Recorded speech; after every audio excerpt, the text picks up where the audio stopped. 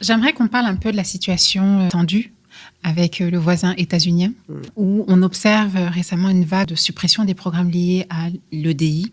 Est-ce que cette tendance t'inquiète? Ma réponse n'est pas populaire parce que j'ai eu des discussions avec des collègues ou des camarades de classe.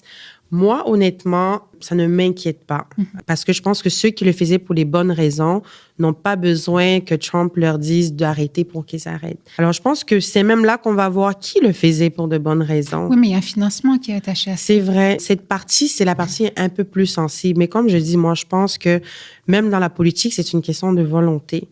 Alors, c'était quoi notre motivation au départ quand on allouait ces sommes à ces initiatives? Est-ce que c'était pour respecter la loi ou c'était parce qu'on y croyait vraiment?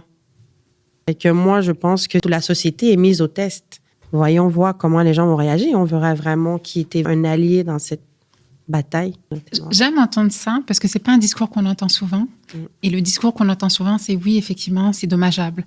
Mais la réalité concrète du terrain, c'est qu'on a des politiques justement de l'EDI et on peine à vraiment tendre vers plus d'inclusion de ces minorités. C'est pas encore un terme que j'apprécie.